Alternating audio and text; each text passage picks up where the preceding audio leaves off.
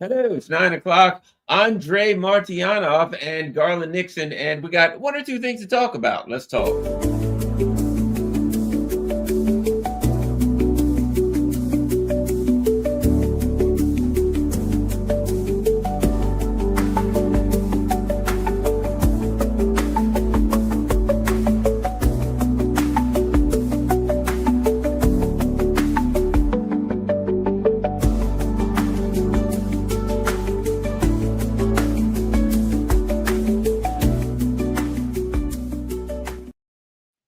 Hello, Garland here, and with Andrei Martyanov, and we got lots to talk about.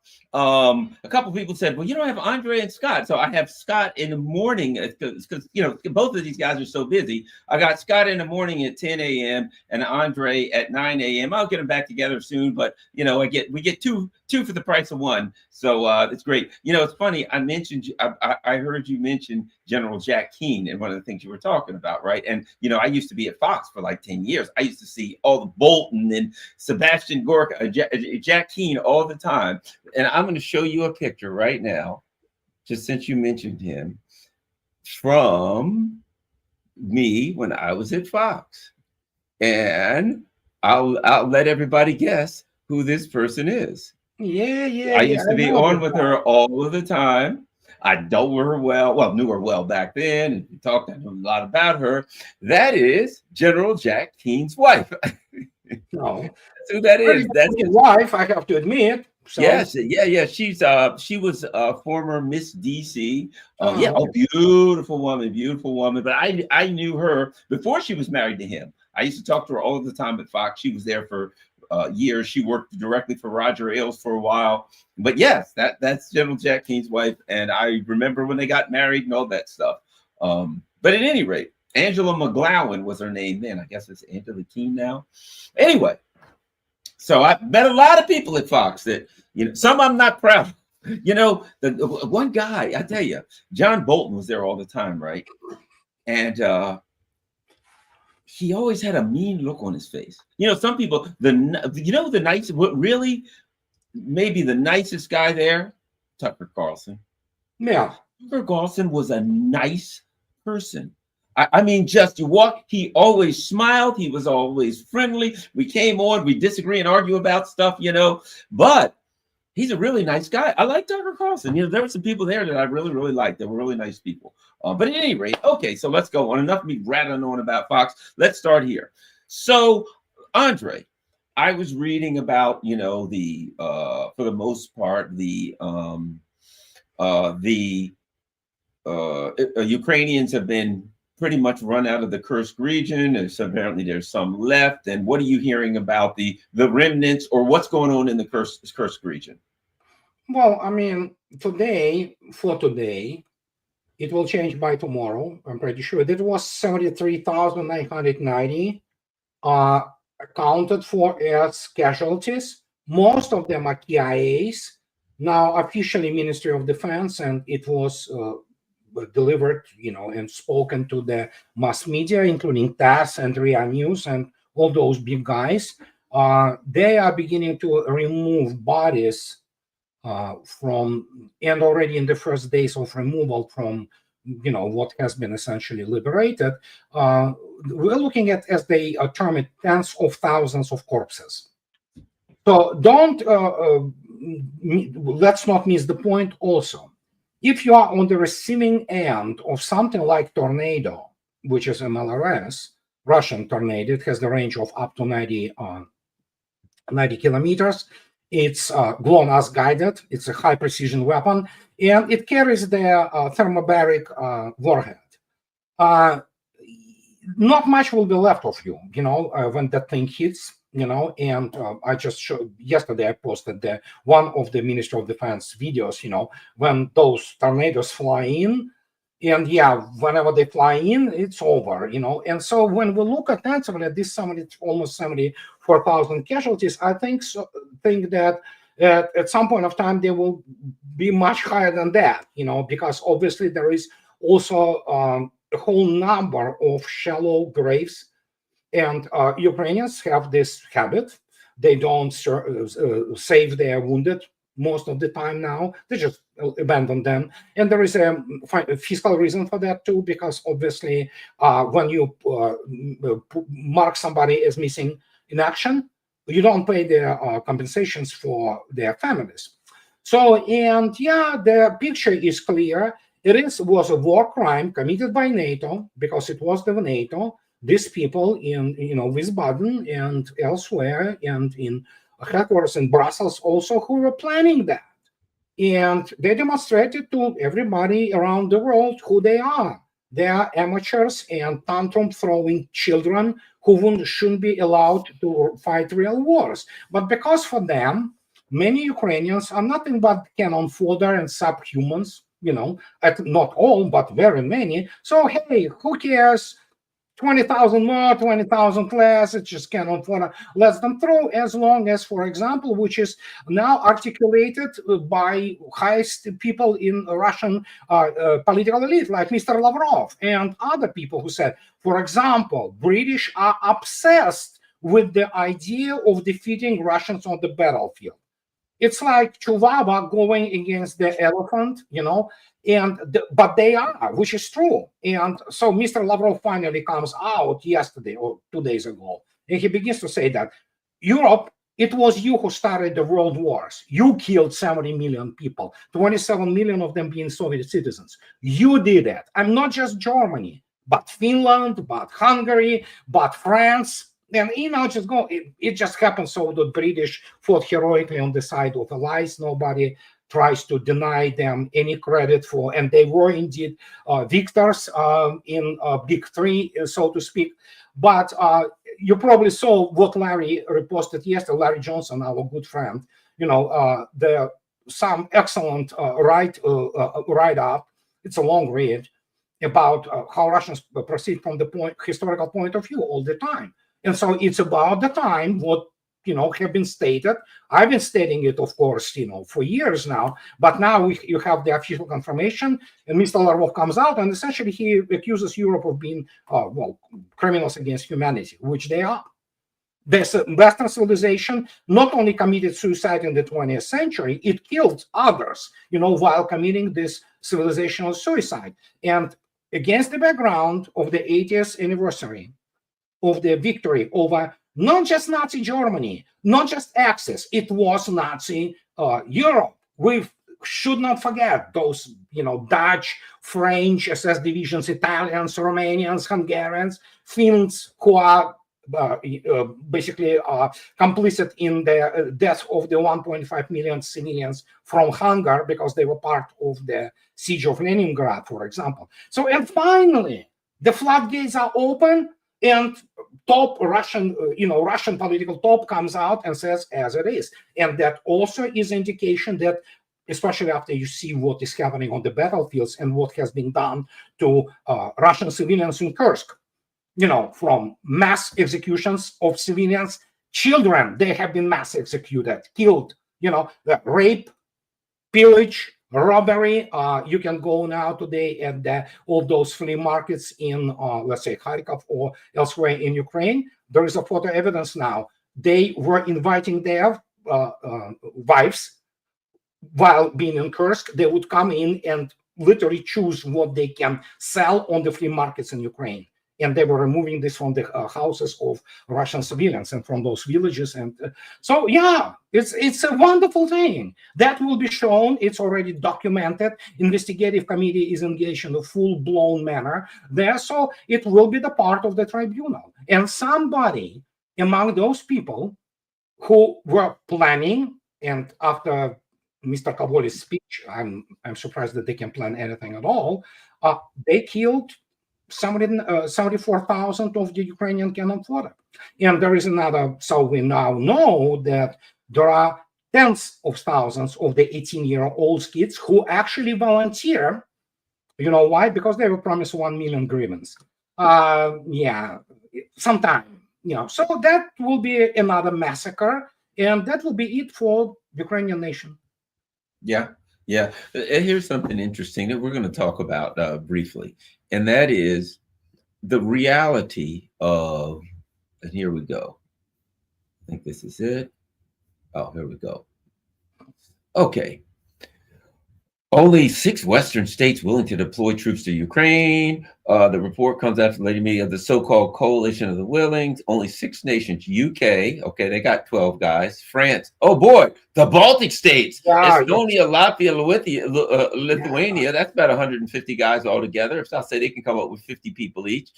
So we got a platoon. I'm thinking of 6 states. That means 12 people. I'm thinking something like that. They can put together a couple of platoons. Here's the reality. I've been saying for a while, they're saying this stuff only to throw a monkey wrench in the negotiations, because anyone who knows anything about war knows you can't just take a bunch of guys and throw them in the middle of a war. There's supply lines, there's the equipment that's needed for them, the specific kind of equipment they have, fire specific things. They can't just reach and say, hey, Ukrainians, hand me one of these, you hand me one of those. That's the problem they've had, mix and matching equipment. Some of them don't even speak the same languages, and on and on and on. And they got like a couple of dozen guys. It's absurd. This whole thing about sending troops is absurd. If they had them, they'd already be there fighting Russia. It's not only that. They want to occupy Odessa. French has their hard-on Odessa. They've been there during the Russian Civil War at the end of the World War I, when under the pretext that keeping Russia in war against the Central Powers, there was an intervention. Americans were there, British, of course, were there, Japanese were there, Czechs were there, who actually played a critical role in unleashing the civil war in Russia at that time, already then, Soviet Russia. But the point is, they have a hard on that, and yeah, it's funny, it's ridiculous, and anybody who will be, if it happens, Russians have this game now. It's called count how many times Macron changes his intentions. Oh, 18, so far 18 times he said we go and we don't go, so in yeah, how can they deploy there, even if to imagine that somehow it's capable, among the civilian apartment complexes, hiding their hardware, hiding behind the because hiding behind the backs of the Odessa civilians. That's pretty much what the only thing they will be able to do before they will be all killed. If they do this, like having those positions, and deploy assembly areas somewhere around Odessa, beyond the city limits, I don't think they have more than 1 week to survive that. Yeah. So yeah, these are the guys who, and Lavrov already, as I already stated, it's so critical that Lavrov, Minister of the Foreign Affairs, the permanent member of the Russia Security Council, personal friend of Putin and Medvedev, he knows it all. He is the eldest statesman in Russia. Putin loves him. He listens to him. So when he comes out and says, you are war criminals, and he talks about the whole Europe, he accuses Europe of the rewriting the history, which did happen. It was completely rewritten. That is why, for example, what they teach in history, military history, especially about World War II, in American, let alone British military academies, it's complete fantasy. It's fairy tales, essentially, okay? And so when he comes out like this, swinging, it is not just in preparation to the celebration of the 80th anniversary. United States could have been part of it and British could have been part of it, but with present political because indeed, this was, we were 3 of us, we were allies, okay? But no, they don't want that. And so as a result, they rewrote, since the end of the World War II, the whole history of the World War II. And now, obviously, they basically became the, people who they wanted to claim they defeated. And again, as I already stated, we need to talk about Nazi Europe. It was European affair. It was the same as 1812 Napoleon. That was Europe which was invading, not just France. Napoleonic France. He had Prussians, had Poles. They had all of them. Saxons, and and when you look at that, what can you say? How can you fight the basically historical fact, which is known pretty much by everybody except for the Europeans? at least one majority of them. Well, and here's what they say. Our planning is real and substantial. Our plans are well developed, according to the UK defense minister. Aren't they the ones that planned the offensive? Aren't they the ones that planned the Kursk invasion? So based on the things that they planned in the past, I would not want to be a part of any operation that these people planned, because it doesn't seem like they really know what they're doing. No, they are utterly incompetent militarily. All of them. Look, if you take the general staff, or however they named it, is the office of the general staff, whatever the hell, the secretary for the defense of United Kingdom, they convoluted title. So they don't know what they're doing. They have no clue. They are amateurs. They wouldn't understand the first thing about a serious operational planning, what it takes, how the required forces are calculated, because it's a complex subject. It is very complex. That's what they teach in the academies of the service, war colleges, and Academy of the General Staff, which accidentally, United Kingdom, for example, doesn't have any. They are 44-year week, I wish 44-week course in Sandhurst. It's a joke. They think that they're preparing officer corps. No. They prepare amateurs who learned, hard way, some instructions, who won't be able to operate within the modern combat, environment, especially which requires a serious engineering background, serious mathematics, So, and same to a certain degree, but to a lesser degree, but largely also comes to, goes to the United States military. Look, we had this lady, Shoshona, what the hell her name? Admiral, Vice Admiral, Shoshona something. She was Vice Admiral, remarkably. And I agree with Trump administration. I would kick her out with such speed that it would be supersonic. That when she refuses to hang the, portrait of Commander-in-Chief, who is Mr. Trump. Doesn't matter how you like him or not. He is your Commander-in-Chief. He is the President of the United States. So she refused it. It's the other case of subordination by admiral, American admiral, who has degree, guess what? In international relations and in some kind, MBA. You look at Lisa Franchetti, the, oh my God, first women chief of naval operations, degree in journalism and Phoenix Online University in organization of business, ROTC, obviously. You have the question. Do those people? She actually commanded Franchetti. She commanded the destroyer and then the squadron of destroyers. You know what? I don't know how she commanded that. She probably relied upon her subordinates who actually went through all those, in this particular case, U.S. Naval Academy in Annapolis, who have engineering degrees and understand warfare. Because how can you possibly command this? It is literally like, you remember this? I love this thing. One of my favorite movies of all time. It's the Galaxy Quest. Yes, I love Galaxy Quest. It's one of the greatest comedies and warmest masterpiece, okay? And so you remember how these guys, what they did. They copied the whole thing, like just watching their movements on the show. And of course, they sucked, those aliens. They sucked in terms of negotiations or tactics. This is exactly what it is. They emulate something which is written by people who have freaking, like 9 academic years, commanded real thing. It's just, how the hell this specimen can command nuclear-powered, missile-carrying modern Navy with all, problems for the U.S. Navy. There are problems, of course, nobody argues with that. But how could she possibly command it? She was a navigator. I have a master's degree in this. I'm a specialist in that. So in order to be navigator, not mentioned, unless, of course, it is what? You have the GPS, and you plot the points with GPS. It's not navigator.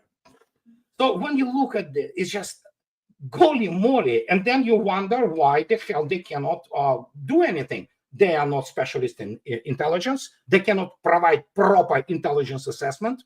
They cannot understand the forces they are fighting against. They do not understand the strategic level of the state and nation they are fighting it against. And so they think, yes, that's why we're one of those things where I disagree with Scott. He says that they haven't been briefed that they can win this war. Oh no, I think so. They have been briefed in Biden administration that, hey, enough to, just bloody these Russian forces, before the start of the special military operation. And guess what? Russian people will rise and, remove this Putin's regime and all that.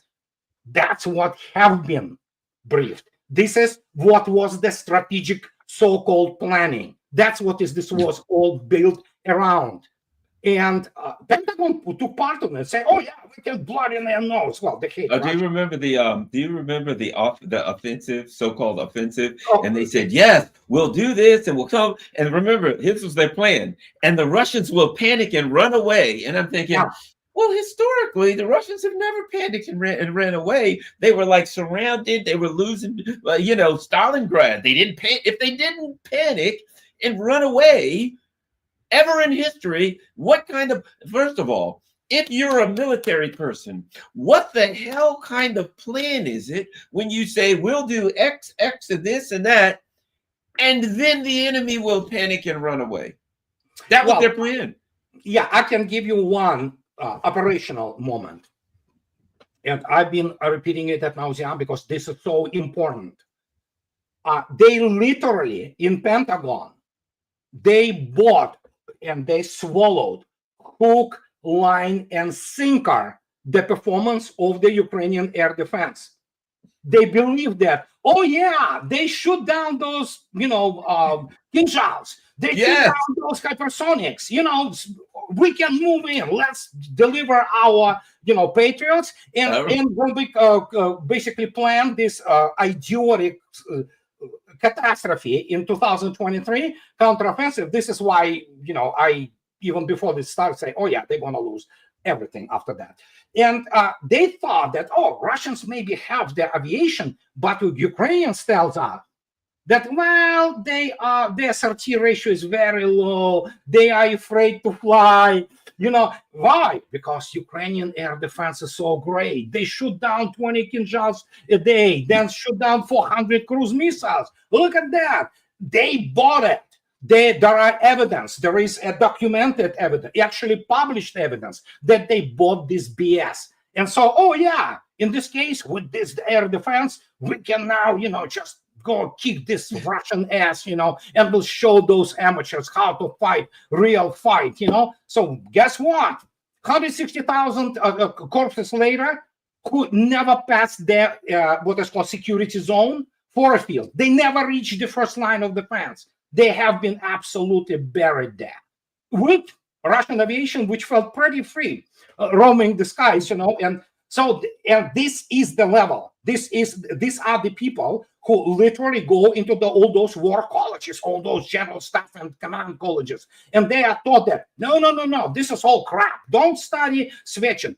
Watch, movie pattern. That's how you conduct this.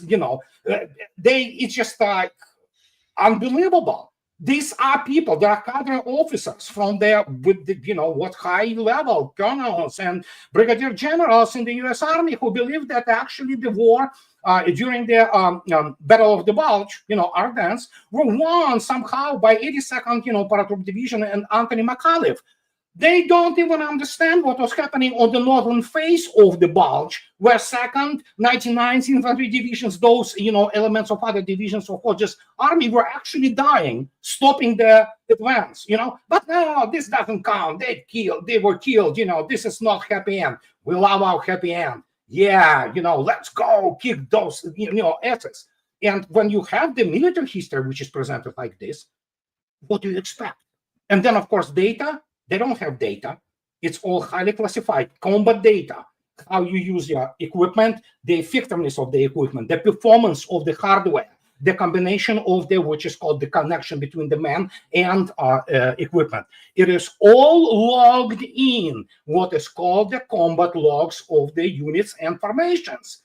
And it is all every day fed to the, staffs of the Corps, Army, and General Staff. They accumulate this, they systematize it, they make their planning based on reality, on what is being reported, not some BS, not some political, expediency type things. And that's what happened. So they were basically trying to fight Iraqi army, not understanding they were fighting the best army in the world and in the history, actually, arguably. And so it's just unbelievable. And that is why, I'm so emotional about it. When you tell them, guys, don't do that, you're gonna get killed. You're gonna kill, obviously, Russians. Absolutely. But when you look at the kill ratio, and Don McGregor was with 1.2 million killed, not wounded, already like 3 months ago. By now, by all measures, we probably will be looking by the end of the year 1.5 million TIAs alone, and it's just horrendous. And they continue to throw them in. I remember the videos of the Patriot system when they put it in Kiev, and you saw the Patriot system when they had fired 2 Kinjals at it, and it fired. Do you remember that? And you just saw it fire. Everything's firing off, and then the 2 hypersonic missiles came in and blew it to smithereens. And afterwards, the Russians said, "Well, the Patriot can't protect you; it can't even protect itself." Yeah, well, it cannot protect itself not only against Kinjals; it cannot protect itself against the salvo of the modern cruise missiles. Let alone, you don't have the Iskanders. Well, they're technically hypersonic, but I mean they're also maneuver. Iskander is a very nasty weapon, but it's slower than Kinjal.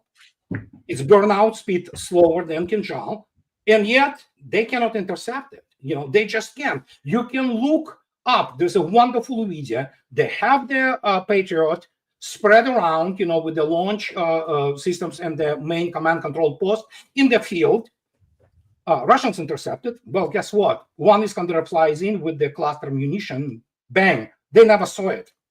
It just exploded there, and you might as well throw everything out after that, because it will be like, a strainer with all of the holes, and it's gone. And you can see it. I have this video, everybody pretty much so they never saw it. They cannot even detect it properly. And so, but they thought, when you have the fictitious combat efficiencies, which are a very serious factor, when you calculate, when you plan things on the level of the staffs, and then you say, oh, okay, the probabilistic, spread, so to speak. Oh, we have 2 Patriots here. They will be able to, deal with this salvo on that salvo, and say, oh yeah, sure, let's put the troops, together with this. They put the troops. They killed. Russians fly in, kill all those, Patriots, and then they kill the rest of the troops. Wow, what happened? Well, lack of knowledge. That's what happened. Complete incompetence, military incompetence, which stems from the simple issue, because they convinced themselves that, as Obama stated, the finest fighting force in history. Let me ask you this: the Iskander. What is it about? I've heard a lot about this Iskander. What is it about the Iskander? How does it work? And what is it about the Iskander that makes it so difficult to intercept and so successful? Yeah. It's a ballistic missile. It's a theater ballistic missile. The reason theater is because it was limited by the intermediate, range weapons, which is dead now.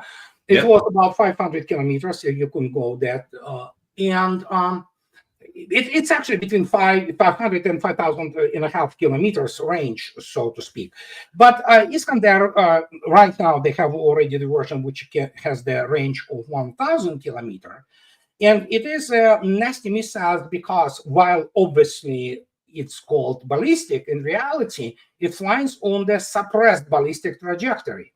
And suppressed ballistic trajectory, well, it can fly within even the atmosphere, almost similar to Kinjal. Well, many people say there are commonalities in appearance between Kinjal, which is Mach 9, Mach up to 11, hypersonic weapon, and Iskander are striking. It's not accident. They kind of, in many respects, not quite the same, but very similar things. And so that thing flies in atmosphere if need be, and of course it also violently maneuvers before hitting the target.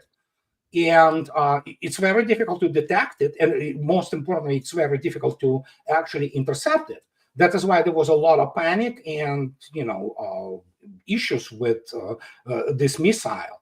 And it can not only hit the static targets, like air defense complex or dugout or some building, or which it still does extremely well. It is high precision weapon. It's GLONASS controlled. It's GLONASS guided.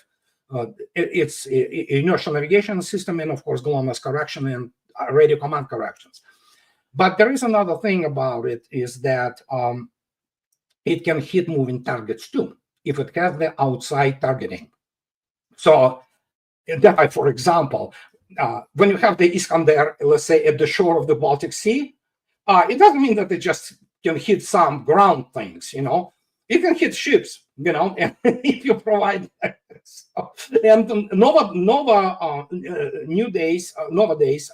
new versions of Iskander, I'm pretty sure they are fully capable of hitting their moving targets, such as ships, completely on their own, depending on the type of their optronic and radar guided, their warhead, their homing device. So yeah, it's improving system. And again, as I already stated, it was 500 kilometers. Now it's 1,000 plus. So, Now, if they were firing at a ship, is it possible that sometimes the salvo could include, say, the Onyx sea skimmer types and the, you know what I mean? Not do they fire all one type, or there could be a mix of yeah, salvo? it's mix combination. You design the salvo depending on the circumstances. You have they do have, obviously, it used to be you had the tables, missile, launch tables on those, good old, 12, Project 1244, small missile ships and things like that. And you're like, okay, there is the, the obsolescence of the data, from the last point of contact and things like that. Today, it's obviously computers. You just basically get satellite data and targeting from it.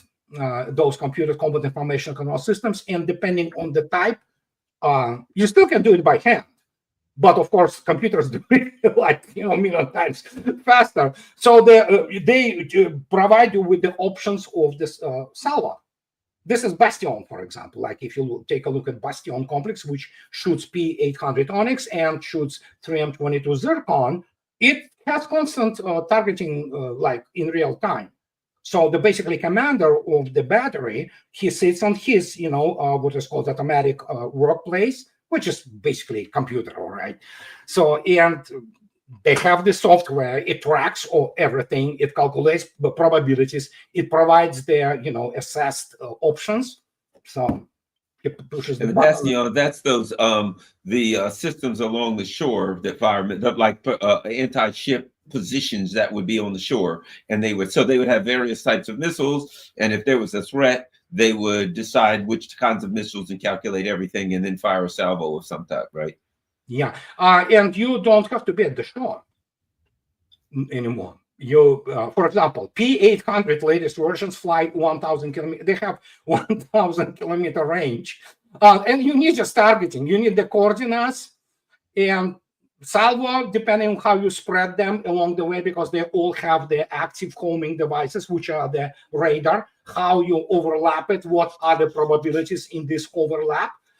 You can either launch them in the broad wave, or you can launch them in smaller waves, which are still going to have and yeah, it's basic trigonometry, honestly. So, and yeah, good luck trying to intercept that. It's not good. No.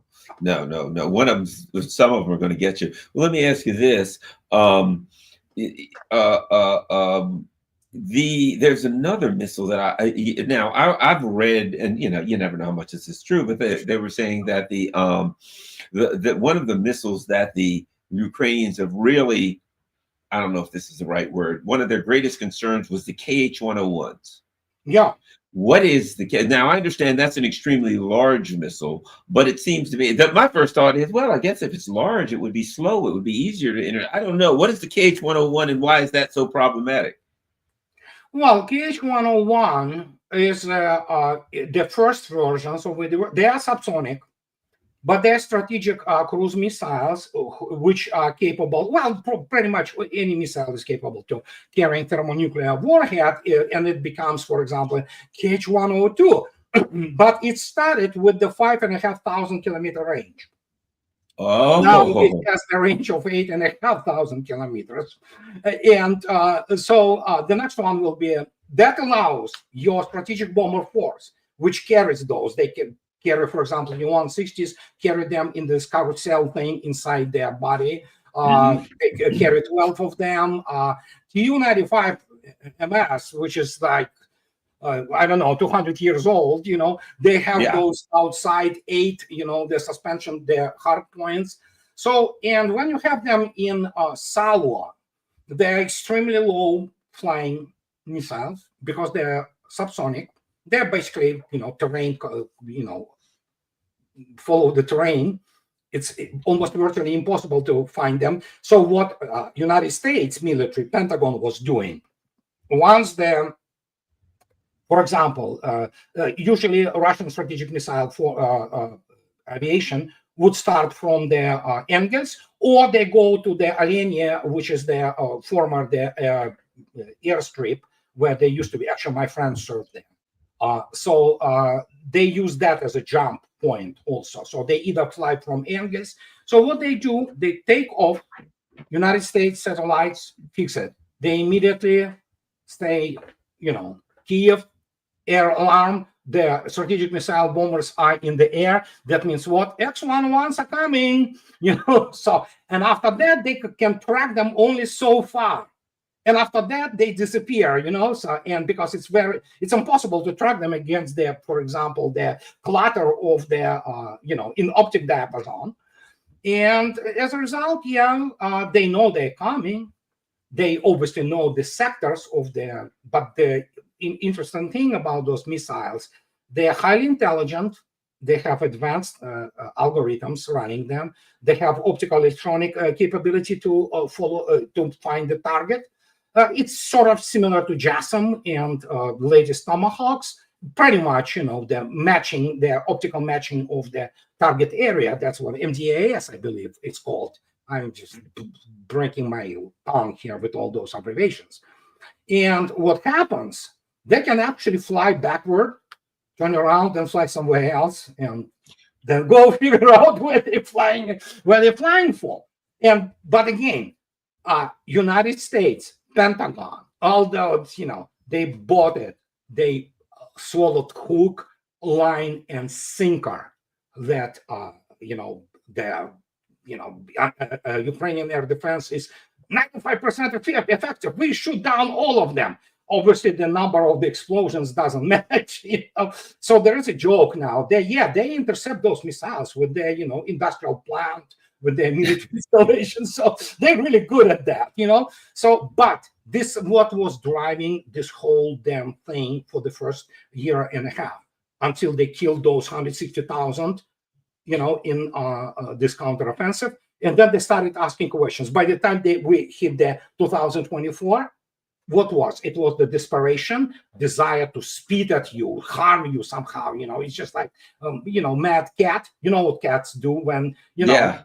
That's Great Britain, that's Pentagon probably was already resigning to the possibility that they might be getting their actually order to start possibly the nuclear war because the United States doesn't have any kind of their conventional means to fight real war. And that's why we're pretty glad that at least Trump won for now. So, and because you have to find the off-ramp. United States is allowed to find off-ramp by the virtue of being, however, declining, but superpower nonetheless. Others, Europe is not. It's not allowed. It's not superpower, and it has to keep their bag with whatever left holding the bag with, we know what kind of substance, the excrement from this whole thing. And ultimately, it seems to me now what I see is negotiations, but the negotiations don't even seem to be about the conflict. The negotiations they're talking about, where to put the ambassadors and whether or not they can use their bank card and things of that nature. It seems to me that, in a way, possibly maybe the Trump team, that there's a resignation that maybe the Ukrainians have to have the living crap beat out of them before they'll get it. You know, that maybe that first of all, you can't negotiate with lunatics. You can't negotiate with MI6. You can't negotiate, and clearly Zelensky's nothing but an MI6 puppet. It seems to me that maybe they're just killing time while the Russians beat up on the Ukrainians until maybe they get enough sense to say, uh-oh, everything's going to fall. We have no chance, or just let everything fall. Yeah, I did want to ask you about that, which reminded me. I wanted to ask you about what's going on in the field, and I've heard about Seversk being possibly ready to fall, which I know was a big one. That was after Bakhmut. They were going for Seversk. What's happening in the field, and how bad is it for Ukraine right now?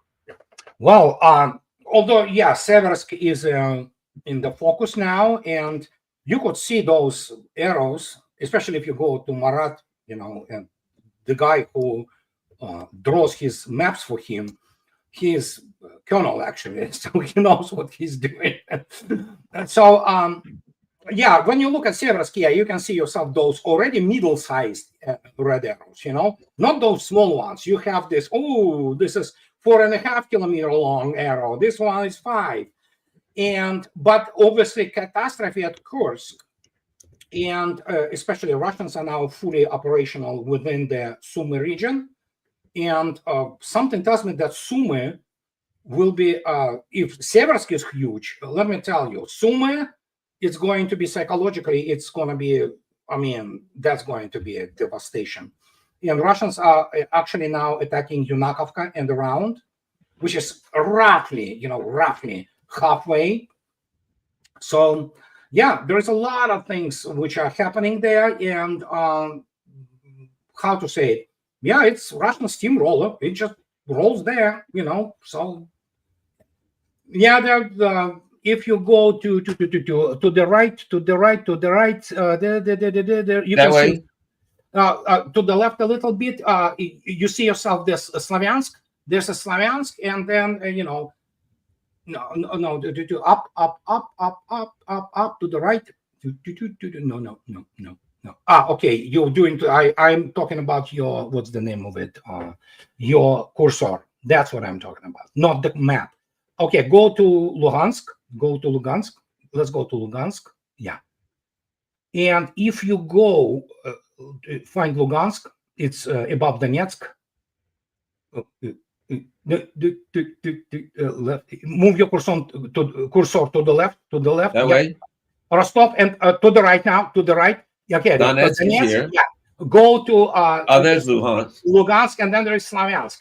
That's their access, which is critical, you know, in Slavyansk. Yeah, if you go there, yeah, just kind of, yeah. So that is the big one, you know. Chasov Yar is obviously, we know what is happening in Chasov Yar. It's so it's the whole, you can see yourself Seversk to the right of Slavyansk, and this is the important axis on which you see Lysychansk, and then there was Seversk. It's called the Siversk for some reason. No. You almost there. Lysychansk, and yeah, it's that. Yep, that. No, to the right from Slavyansk. To the right from Slavyansk. No, I mean to the right. It means to the. There you go. Seversk.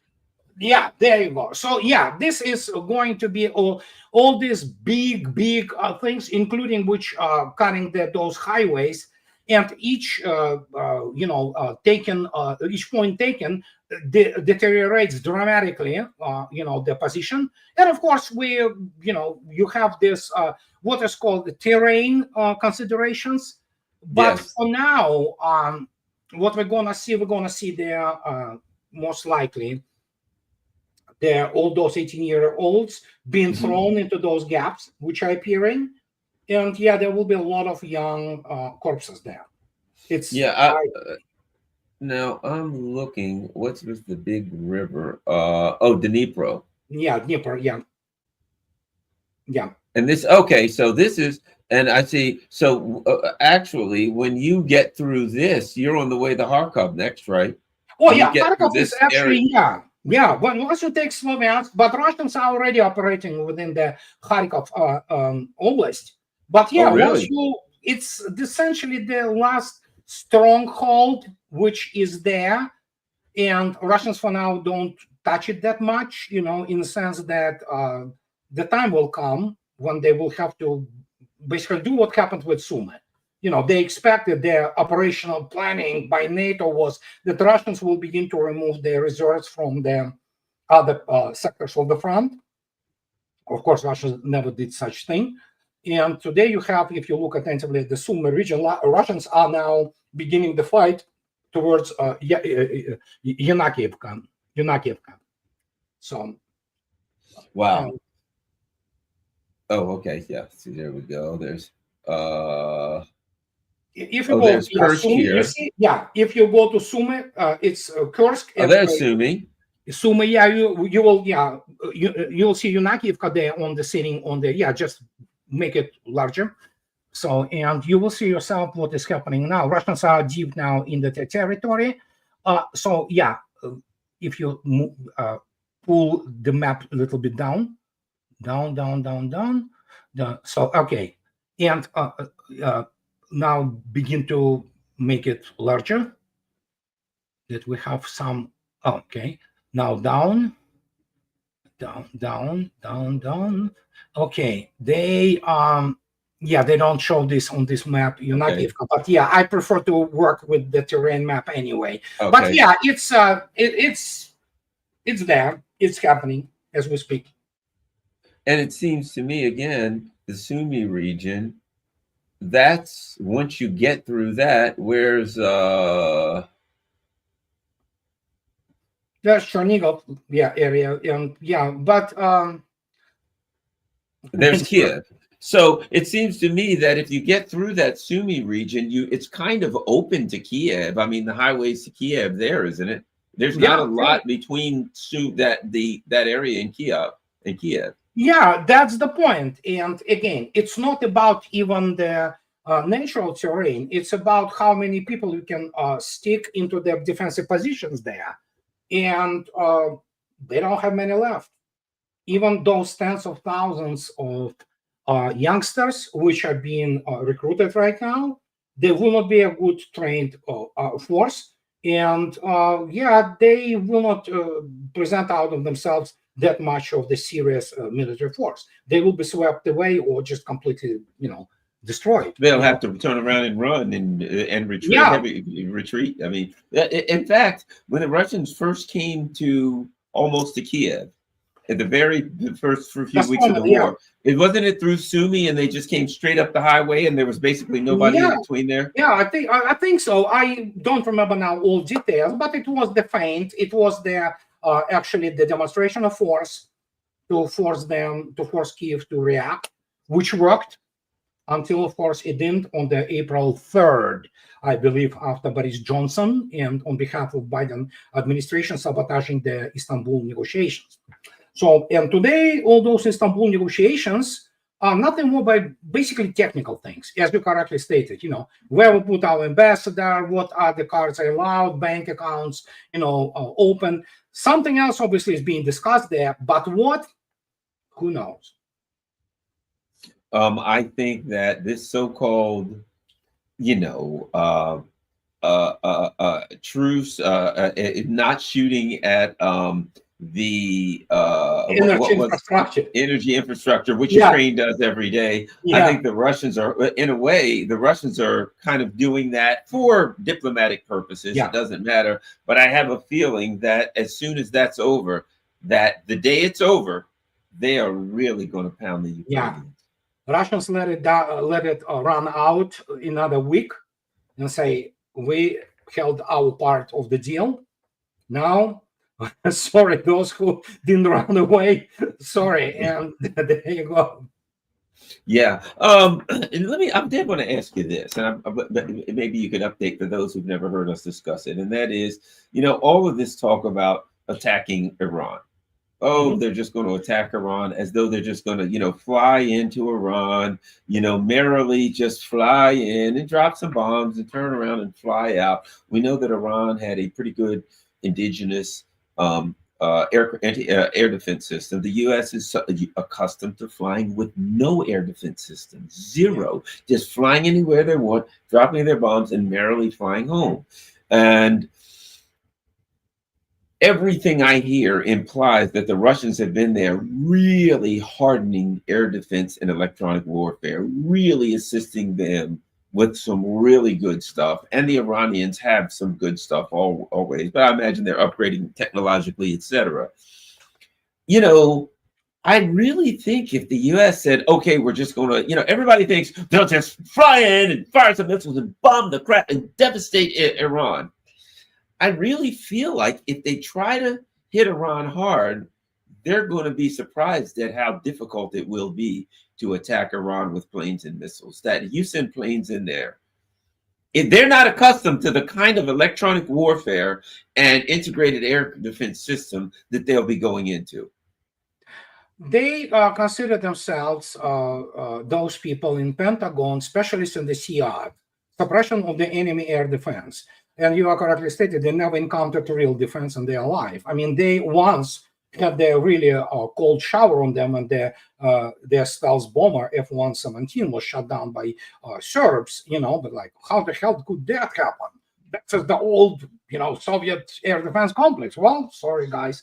But the point is, the SIAD in this respect, for if the United States decides to strike Iran, it will be throw everything they have got, all those Tomahawks and JASSMs, and try to destroy whatever the air defense, overwhelm the air defense to reach the saturation threshold for the air defense of Iran and see what happens. I don't think they will try to fly, those heroic air missions like, Tom Cruise flies in the Top Gun Maverick, through the mountains, there are B-2 stealth bombers out there. It's all crap, Plus, Russians will be serving as the early warning system for Iranians. We know this for sure. So, but yeah, they will try to throw this and then see, issue the post-battle, assessment that say, oh yeah, we suppressed like 30% or maybe even 50%. Who knows? I mean, it's difficult to say. They will be aiming first at the resonance radar stations.